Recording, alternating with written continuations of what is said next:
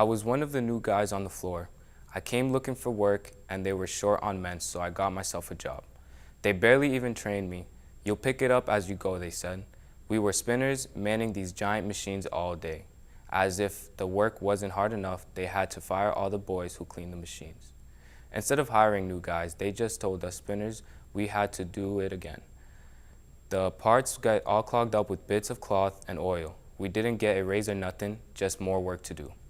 Thing is, when you're trying to keep up with the pace, you have to set your priorities, and we were expected to be always picking up the pace.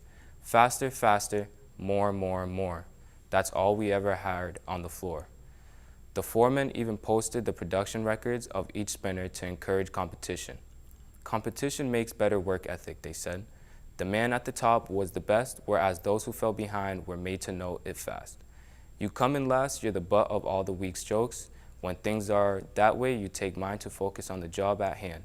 And if you need to, cut some corners every now and then if stopping to clean your machine means that someone's gonna get a leg up on you. You think twice doing it. Every time. It's common things that seem unimportant to get overlooked. I guess that day was just a bad day for things to get overlooked.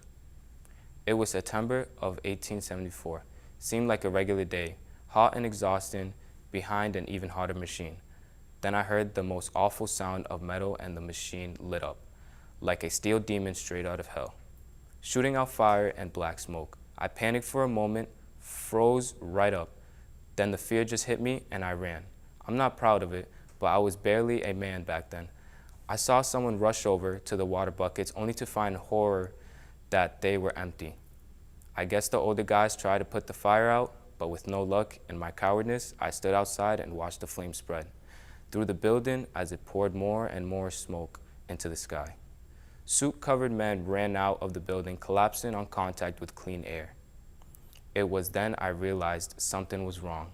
So few people from the mill were outside, surely much more were working that day. My confusion was ripped away when I noticed the screaming. We were on the 4th floor when the fire broke out and the flames blocked off the exit. Shortly after, I made it out. The building had fire escapes, but they were only reached the 3rd floor. That meant the rest of the guys on the floor and everyone on the 2 floors above was stuck, including the 60 people in the attic. Of those in the attic, most were women and children. The flames pushed across the building, trapping people by the windows as they searched for air. Some on the lower floors climbed down on ropes, but many fell or injured their legs. Those desperate people stuck on the top started jumping just to keep from burning. Some survived, many of them left with life-crippling injuries.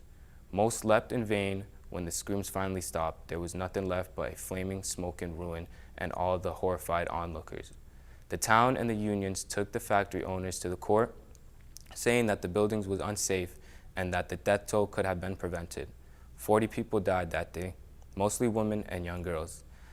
The 4 men said the death was caused by panic that if, had they been braver, they could have escaped the fire. Though that may have been true for those on the 4th floor, those above were doomed from the start. There was only one stairway up and down the mill, and the fire had broken out that side of the floor. The owners took no part of the blame. They said that they couldn't have foreseen such a calamity. They informed them that I had neglected to clean my machine and so probably figured out if anyone should be blamed for the fire, it should be me. They did not happen to mention how damn near impossible it was to keep up with all their demands. I don't even know if they thought about it, might not even have crossed their minds. They were insured for the whole cost of damage anyway, didn't lose a dime. But how do you pay a mourning mother?